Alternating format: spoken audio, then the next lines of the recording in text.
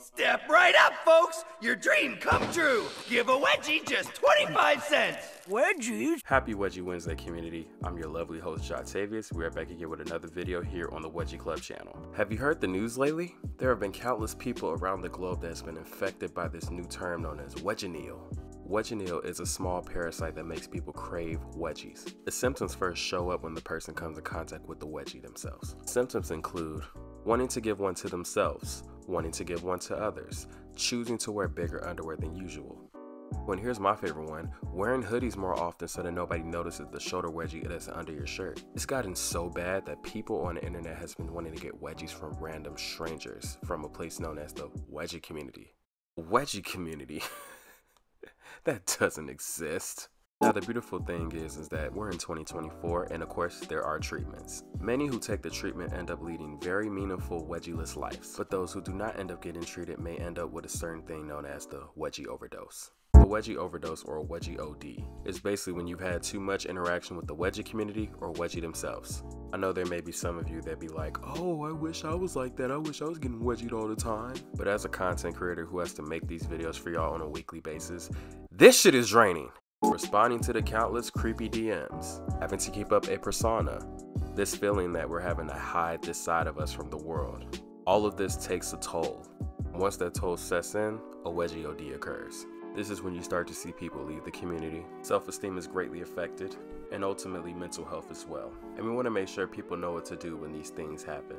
It doesn't matter if you're a content creator or a lurker, we all have mental health needs. So without further ado, here are some tips that can help you during your time in the wedgie community. Before we kick this video off, please make sure that you're subscribed to the channel, as well as leave a like so that I know that you like this kind of content, you want to see more of it. And make sure you're following our social media so that you can stay up to date with events and things happening within the community. So I'm going to knock the first one out the list because that one is clearly obvious, right?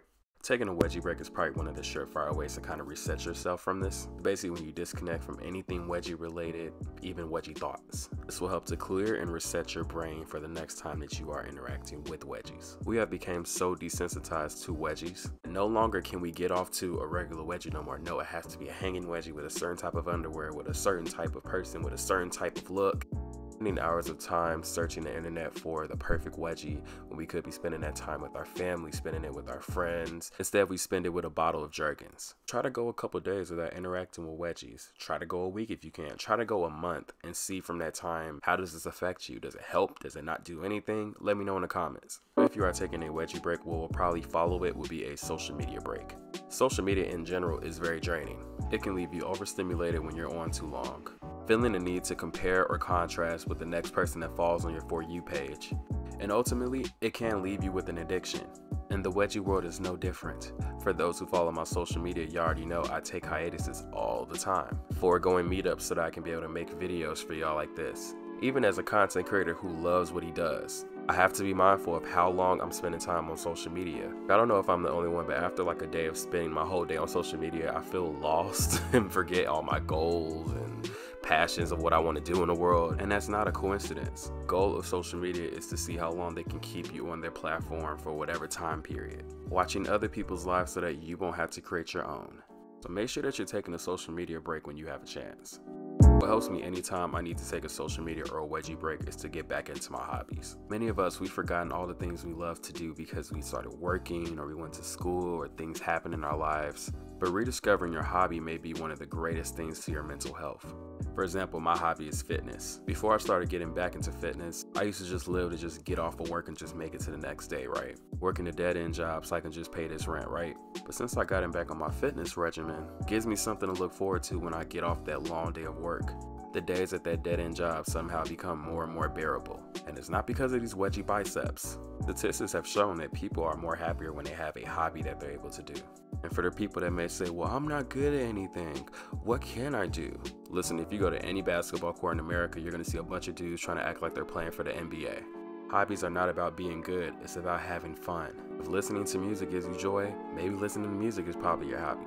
Maybe you like reading, you fucking nerd. I encourage you to look within yourself. Find something outside of wedgies that truly gives you joy.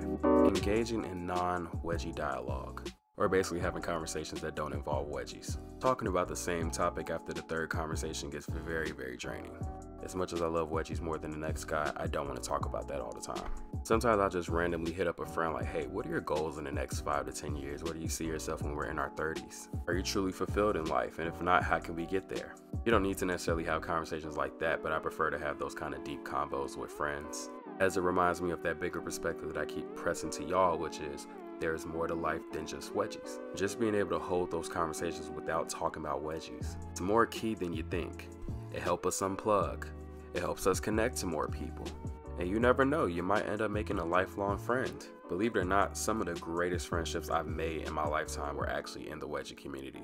Having a wedgie friend is so necessary when we're talking about the topic of mental health. To have somebody that understands you, someone who validates you when you need it most, someone to tell when you got a meetup coming up.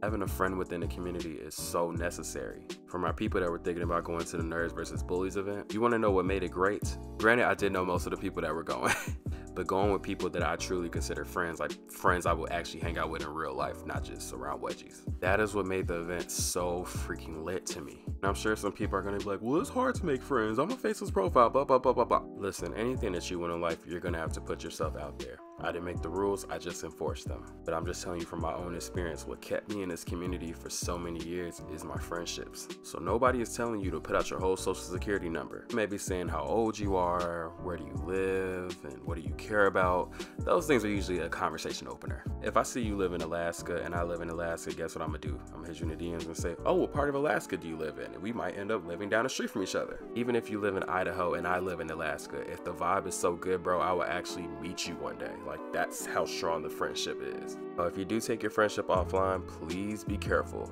You already know, go watch that last video I posted. I'll put in the link down below. I already know some more of y'all finna be like, well, I don't have money to travel and blah, blah, blah, blah, blah. You just think money grow on trees, huh? When I say traveling, I really mean go touch grass. Go take a walk around your neighborhood. Go clear your mind. Sometimes the best way of clearing our mental health is to get out of our natural surroundings, which is usually our house. And just like we need a break from work, we need a break from wedgies also. If you can travel and go do some self-care for the day, go to a spa, take a day trip, or if you can, go out the state. It really, really would serve your mental health a great service. And FYI, meetups do not count. Getting involved with your community is one of the greatest ways you can help your mental health. Go serve at food banks, go help with distribution. There is poverty around us whether we live in the suburbs or we live in the city. To serve the public is to serve something bigger than yourself, and who wouldn't want to feel good from doing that? So I encourage you all, give up a Saturday a month if you can, and serve our community the way you want our wedgie community to be served. And lastly, if all else fails, going old school never hurt nobody. Turn that phone off. Sometimes it's not even just the community, it's also your phone. All the notifications, all the phone calls. Sometimes when I feel like I'm just overloaded and I can't take anymore, I just turn my phone off for the day. Sometimes I might let people know, other times I usually just do it and just come back whenever I'm ready. But disconnecting from our cellular devices forces us to appreciate the things in life that we really take for granted. Human interaction, nature.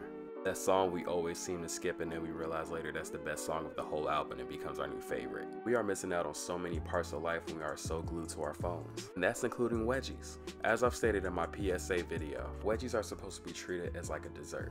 When you have your dessert before dinner, you end up ruining your dinner because you won't be hungry. And with wedgies, that's no different. Looking at wedgies breakfast, lunch, and dinner 24/7, especially with the likes of social media, will drain the heck out of you. Go experience life.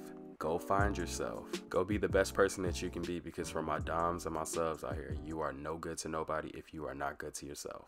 So don't OD on wedgies, y'all. I hope this video helped you. If there are any more tips that anyone wants to give that I might have not noted, please leave them in the comments down below. If there are any other topics that you want me to discuss, please leave them in the comments down below.